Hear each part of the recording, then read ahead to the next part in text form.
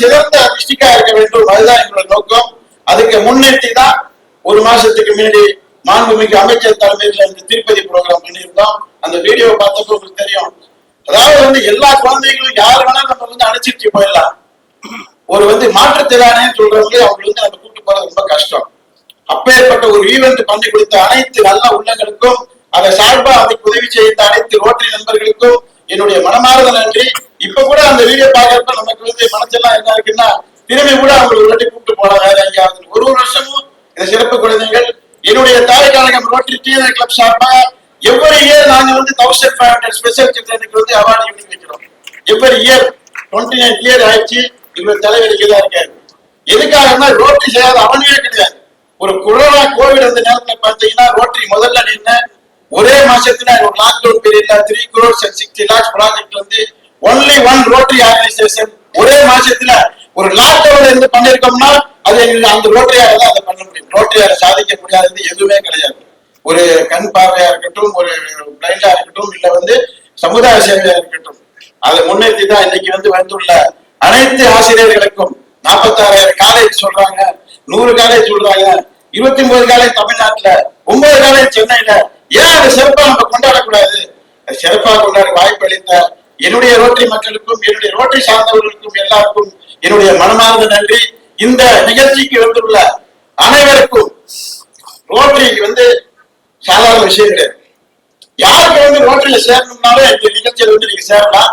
நான் ரோட்டரியன்ஸ் யாரா இருந்தாலும் அவங்க ரோட்டரியில சேரலாம். என்னுடைய விருப்பம் என்னன்னா, those who want to develop their leadership, those who want to develop their charity, those who want to develop your channel, those who want to develop business development, those who want to develop their network connection throughout the world. உலக அளவுல நீங்க service பண்ணலாம், உலக அளவுல நீங்க business தொடர்பு கொள்ளலாம், உலக அளவுல எங்க வேணாலும் நீங்க பரவலாம்னா தயவு செய்து ரோட்டரியில சேருங்க. Rotary opens opportunities magic year. இந்த வருஷம் ஜாயின் ரோட்டரி, ரோட்டரியில இல்லாதவங்களும் அழைக்கிறோம். ரோட்டரியில சேருங்க. இன்றைய பொழுதுல எங்களுடைய ரோட்டரி சர்க்கிள் சார்பாக மாண்புமிகு அமைச்சர் அவர்களுக்கு ஒரு ஹானரபிள் ரோட்டரி என் சார்பாக ஒரு பெண்ணை குத்திடுவோம். எல்லாரும் அதுக்கு சரியா சொன்னீங்கன்னா என் சார்பாக அவருக்கு ஹானரபிள் வாய்ப்பு அளித்த அனைவருக்கும் மனமார்ந்த நன்றி கூறுகிறேன். இன்டர்கிரசி கொஞ்சம் சமீப காலமா ரொம்ப ஸ்கூல்ல கொஞ்சம் செய்ய முடியாத சூழ்நிலை இருக்குது. எங்களுக்கும் கொஞ்சம் இன்டராக்ஷன் எங்க ஸ்கூல்ல எல்லாம் போறதுக்கு முழு ஆதரவு வேணும். எல்லா விஷயங்களும் நாங்க செய்யறோம் சார், எல்லா விஷயங்களும் நாங்க செய்யறோம் சார். பட் ரோட்டரிக்கு எங்களுக்கு ஒரு ரிக்வெஸ்ட் கொடுத்திருக்கோம் மாண்புமிகு முதலமைச்சர் அவர்களுக்கும். நாங்கள் ரோட்டரி சென்டர், முதலமைச்சர் ரோட்டரி சென்டர் அப்படின்னு சொல்லி ஆரம்பிப்போம். எல்லாத்துக்கும் எங்களுக்கு ஒரு தமிழர், குறிப்பாக எங்களுடைய திருவள்ளூர் தொகுதி சார்ந்திருக்கின்ற சக தோழர் அன்பு சகோதரர் முருகானந்தன் அவர்களுக்கு பல நேரங்களில் இந்த கல்லூரியில டிபார்ட்மெண்ட் ஃபங்க்ஷன்ஸ்க்கு வந்திருக்கிறேன். மாபெரும் தமிழ் கனவு என்கின்ற நிகழ்வில் பங்கு பெற்றிருக்கின்றேன். இன்னைக்கு ரோட்டரியோட இந்த ஃபங்க்ஷன்ல கலந்துக்கிட்டு தொடர்ந்து இந்த மேடை எங்களுக்கான நிகழ்வுக்கெல்லாம் தொடர்ந்து வழங்கி கொண்டிருக்கின்ற முரளி சார் உள்ளிட்ட வருகை தந்திருக்கின்ற உங்கள் அனைவருக்கும், குறிப்பாக பத்திரிகை துறை, ஊடகத்துறை சார்ந்த நண்பர்களுக்கும் என்னுடைய வணக்கத்தை நான் தெரிவித்துக் கொள்கிறேன். போத்ரா அவர்கள் வைர வியாபாரி, கரெக்டா 100 நல்ல வைரங்களை நீங்க தேர்ந்தெடுத்திருக்கிறீங்க. 100 ஆசிரியர் என்கின்ற எங்களுடைய வைரங்களுக்கு எல்லாம் இன்னைக்கு நீங்க அவார்டு கொடுக்கும் போது நம்மளுடைய பெருமையாக இருக்கின்றது. வைர வியாபாரி, அரசாங்கத்துல இடம் கேட்குறீங்க, நீங்களே எனக்கு கேட்டா ஒரு நல்ல இடத்தை வாங்கி நீங்களே ரோட்டரி அது நீங்க மிக விரைவில் கட்டுறீங்க அப்படிங்கிற நம்பிக்கை எனக்கு இருக்கின்றது. ரொம்ப அழகா அவங்களோட ஆக்டிவிட்டிஸ் பார்த்தோம். அந்த குழந்தைங்களை நீங்க அழைத்து சென்றது மாண்புமிகு அறநிலையத்துறை அமைச்சர் அவருடைய வேலையை அவர் செஞ்சுட்டாரு. போதரா அவர்கள் பேசும்போது சொன்னார், மீண்டும் மீண்டும் அந்த குழந்தைங்களை அழைச்சிட்டு போகணும் போல தோணுது அதை பார்க்கும்போது என்று சொல்றார். பள்ளி கல்வித்துறை அமைச்சராக ஒரு 504 பேரை எங்களுடைய கலைஞர் நூற்றாண்டு நூலகத்துக்கும், ஒரு 504 பேரை எங்களுடைய அண்ணா நூற்றாண்டு நூலகத்துக்கு நீங்க அனுப்பி வைக்க வேண்டும். நாங்க பாத்துக்கிறோம் அந்த பிள்ளைகளை. ஒரு நாள் முழுவதும் அந்த பிள்ளைங்களுக்கே நாங்க பிளாக் பண்ணிடலாம். அங்க அறிவியல் சார்ந்து நாங்க என்னென்ன நாங்க செய்து கொண்டிருக்கோம் என்ற அந்த பிள்ளைகளும் பார்ப்பதற்கு அது வசதியாக இருக்கும். ஏன்னா சிறப்பு குழந்தைகளாக இருந்தாலும் மாற்றுத்திறனாளிகளும் இன்றைக்கு நம்முடைய மாண்பு தமிழ்நாட்டு முதலமைச்சருக்கு தெரியும். இப்ப எங்களுடைய மாண்புக்கு அறநிலைத்துறை அமைச்சர் இன்னைக்கு திருப்பதி வரைக்கும் பாலாஜியை பார்க்கறது கூட்டிட்டு போக நீங்க முடிக்கிறீங்க. எங்களை பொறுத்த வரைக்கும் அட்லீஸ்ட் இந்த கடற்கரையில அவங்களோட கால் நனைஞ்சா போதும் அப்படிங்கிறதுக்காக அவங்களுக்கான ஒரு பாதையை அமைச்சு தரக்கூடிய ஒரு அரசாங்கமாக நம்முடைய மாண்பு தமிழ்நாட்டுக்கு வந்துச்சு. இதெல்லாம் சேர்ந்துதான் ஒரு நாடு. ஒவ்வொருவருக்கும் ஒரு விதமான நம்பிக்கை இருக்கும். உங்க நம்பிக்கையில நான் வரக்கூடாது, என் நம்பிக்கையில நீ வரக்கூடாது, நம்ம நிம்மதியா பீஸ்ஃபுல்லா இருக்கும். அப்படி இருக்கக்கூடிய நாடுதான் நம்முடைய தமிழ்நாடு அப்படிங்கிற பேரை நாம் அனைவருமே பெற்றிருக்கின்றோம். ஏன்னா பள்ளிக்கல்வித்துறை அமைச்சராக எனக்கு அந்த ட்ரெயினை பார்த்த உடனே எனக்கு தோணுது இதெல்லாம் பாத்தீங்கன்னா 1800s அந்த ட்ரெயின் லோகோமோட்டிவ் இன்ஜினை ஃபர்ஸ்ட் கண்டுபிடிச்ச ரிச்சர்ட் ட்ரிவித்விக் தான் எனக்கு ஞாபகத்துக்கு வருது. ஃபாதர் ஆஃப் ட்ரெயின் என்று சொல்லக்கூடிய ஜார்ஜ் ஸ்டீவன்சன் எனக்கு ஞாபகத்துக்கு வருது. ஏன்னா பள்ளிக்கல்வித்துறை அதான் நான் பேசி ஆகணும். அறிவியல் சார்ந்த பிள்ளைகளை கொண்டு போக வேண்டும் என்பதற்காக இதை நான் சொல்கின்றேன். இப்படி அந்த பிள்ளைகளை இந்த சமுதாயத்தில் ஒரு நல்ல மனிதர்களாக, அறம் சார்ந்த மனிதர்களாக உருவாக்கக்கூடிய சமூக தொழிற்சாலை எது தெரியுமா? என்னுடைய பள்ளிக்கூடம் தான். அந்த பள்ளிக்கூடத்தில் பணியாற்றி அவர்களை உருவாக்கக்கூடிய ஒரு மிகப்பெரிய பொறுப்பு யார் என்று சொன்னார் எங்களுடைய பெருமைக்குரிய ஒவ்வொரு ஆசிரியர் பெருமக்களும் என்று நான் பெருமையோடு எடுத்து சொல்றேன். அது குறிப்பாக நம்முடைய முரளி சார், நம்முடைய CK சார், நம்முடைய முருகானந்தா இன்றைக்கு எஜுகேஷன் சிஸ்டம் எப்படி இருக்கிறது அப்படிங்கறத ரொம்ப அழகாக இங்கே எடுத்து சொன்னாங்க. அது முதல்ல என்னுடைய நன்றிகள். ஏன்னா தமிழ்நாட்டு முதலமைச்சரை பொறுத்த வரைக்கும் இன்னைக்கு எஜுகேஷன் சிஸ்டம் நிறைய பண்ணணும் நாங்க ஆசைப்படுறோம். ரோட்டரியை பொறுத்த வரைக்கும் பாத்தீங்கன்னா ஒரு ஆட்சி மாற்றம் ஏற்பட்ட பிறகு நான் அமைச்சர் வந்து பல நிகழ்ச்சி நான் கத்துட்டு பாத்தீங்கன்னா ரோட்டரி உங்களோட நிகழ்ச்சி நிறைய கத்துட்டேன். ஏன்னா நீங்க நிறைய கல்வி எஜுகேஷன்ஸ்க்கு நிறைய பண்றீங்க. கடந்த காலத்துல வந்து எனக்கே பாத்தீங்கன்னா 1905 பால் ஹரிஸ் தன்னுடைய நண்பர்களோட சேர்ந்து ஆரம்பிக்கப்பட்ட ஒரு மிகப்பெரிய ஒரு இன்னைக்கு 1120 ஆண்டுகளை கடந்து சென்று கொண்டிருக்கின்றோம். பல்வேறு லட்சமான உலகம் முழுவதும் கிட்ட ஏறத்தாழ 200 நாடுகளுக்கு மேல நாம் சேவை செய்து கொண்டிருக்கின்றோம். இந்தியாவில் மட்டும் கிட்டத்தட்ட 1,70,000 மேற்பட்ட மெம்பர்கள் இருக்கிறாங்க. இதுல நம்முடைய முருகானந்த இன்டர்நேஷனலுக்கே பெரிய ஆளாக வந்துட்டார். இது சொல்லி எனக்கு மனப்பாடம் ஆயிடுச்சு. இது சொன்னா அதனாலதான் இந்த மாணவர்களுக்கு எனக்கு கொடுத்துட்டாங்க. எனக்கு நீங்களும் வாங்கி கொடுக்கலாம். அந்த அளவுக்கு எஜுகேஷன் நாங்க போகும்போது தான் பாத்தீங்கன்னா ஒரு டால் ஃபெசிலிட்டியாக இருந்தாலும் சரி அல்லது ஒரு வகுப்பறையாக இருந்தாலும் சரி இதெல்லாம் பாத்தீங்கன்னா அங்க ரெடியா கட்டி சார் வந்து இனாகிரேஷன் வாங்க சார் வாங்க. எனக்கு அவ்வளவு பெருமையா இருக்கு. ரோட்டரியை பார்க்க ஒவ்வொருத்தரும் போட்டி போட்டுக்கிட்டு ஒவ்வொரு டிஸ்ட்ரிக்ட்ஸும் போட்டி போட்டுக்கிட்டு இப்ப எங்களுடைய எஜுகேஷனுக்கு நீங்க தேவையான அந்த இன்ஃப்ராஸ்ட்ரக்சரை வழங்குறீங்க. அதற்கு பள்ளிக்கல்வித்துறை அமைச்சராக முதல்ல என்னுடைய நன்றியை நான் தெரிவிச்சுக்கிறேன். முருகானந்தம் சொன்னது மாதிரி தான் எஜுகேஷன் அந்த ஹெல்த் ரெண்டுக்கும் ரொம்ப ரொம்ப முக்கியம் ஒரு நாட்டுக்கு. அதான் நீங்க எஜுகேஷன் வரும் பொழுது நம்முடைய ஆசிரியர்கள் நான் வைக்கின்ற வேண்டுகோள் தந்தை பெரியார் சொன்னதுதான்.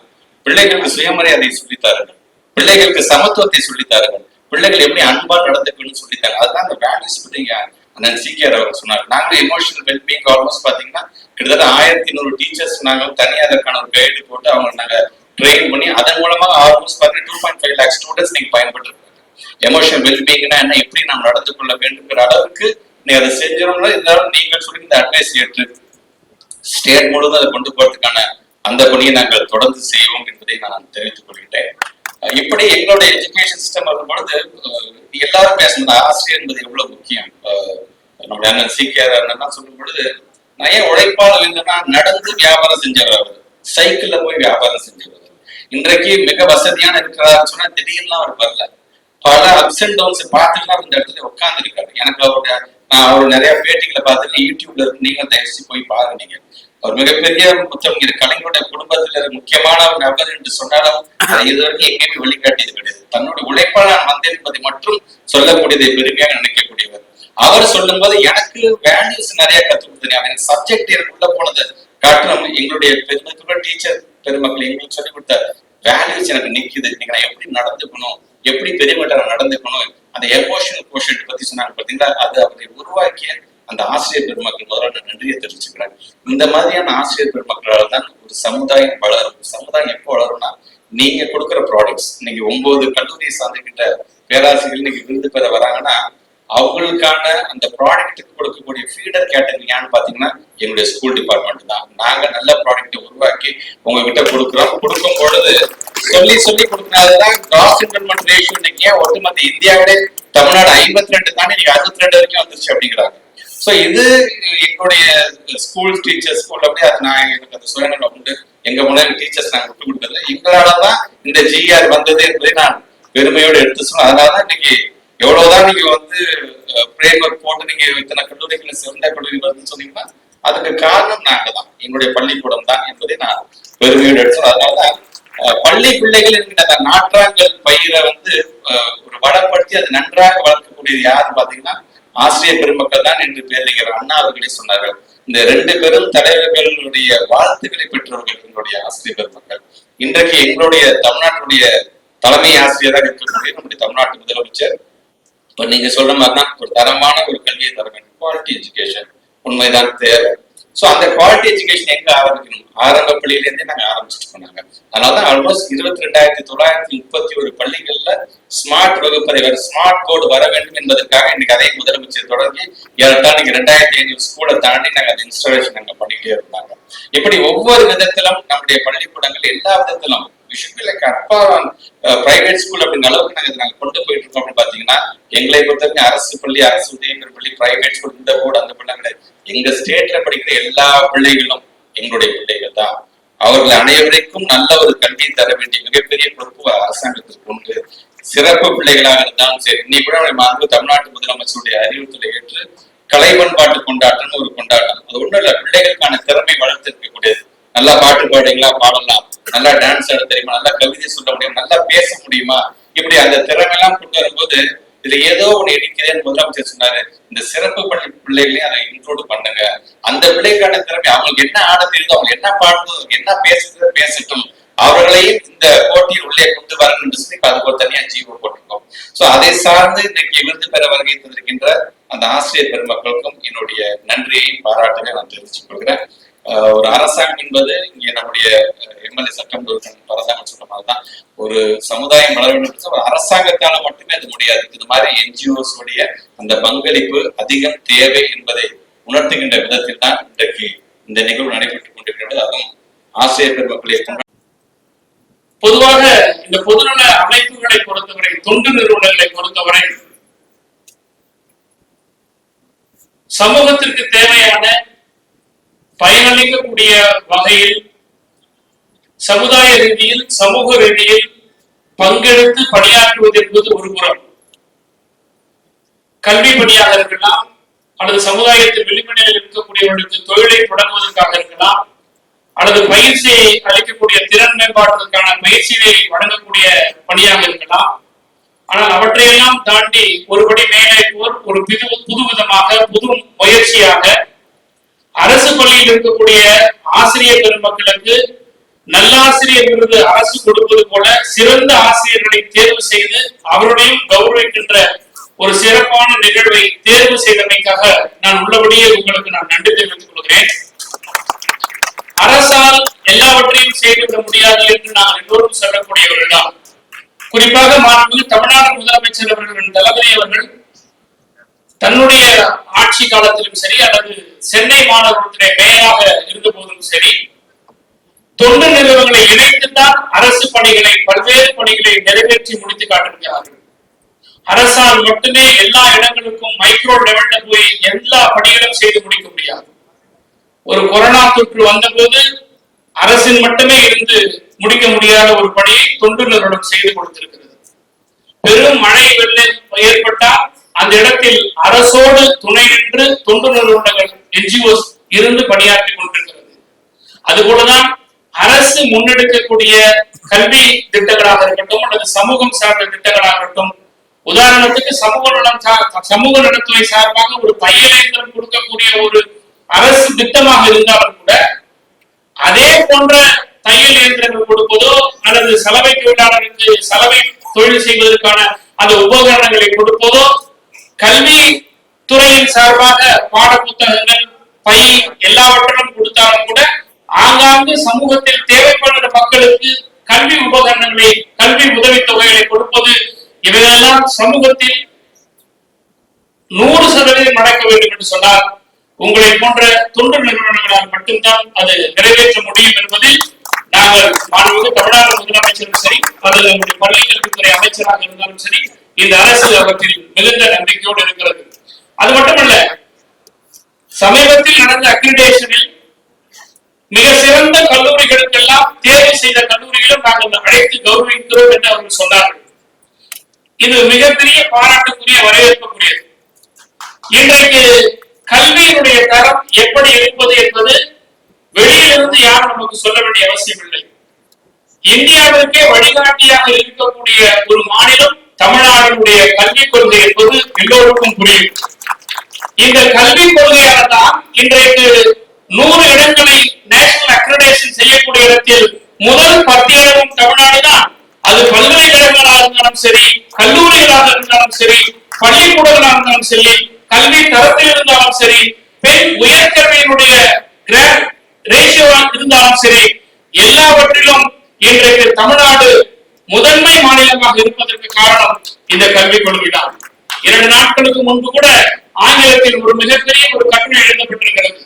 இந்தி இந்தியா என்பதை விட இங்கிலீஷ் இன் இந்தியா என்பதுதான் அவசியம். ஆங்கிலத்தினுடைய தேவை, இருமொழி கொள்கையுடைய தேவை மிக அவசியம்.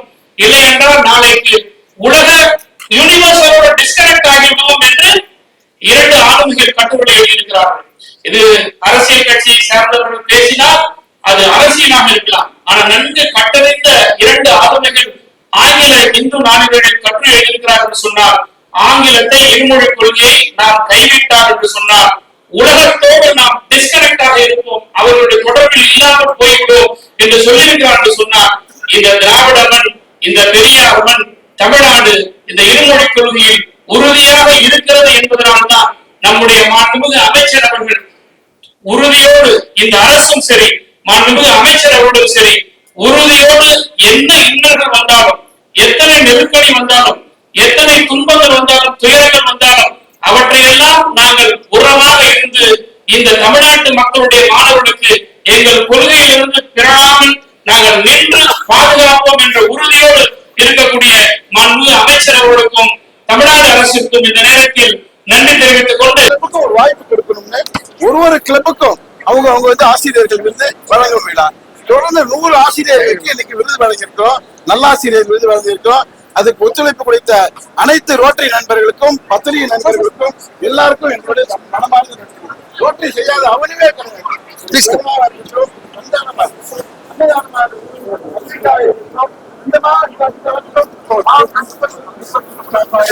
ஆயிரம் ஸ்மார்ட் போன்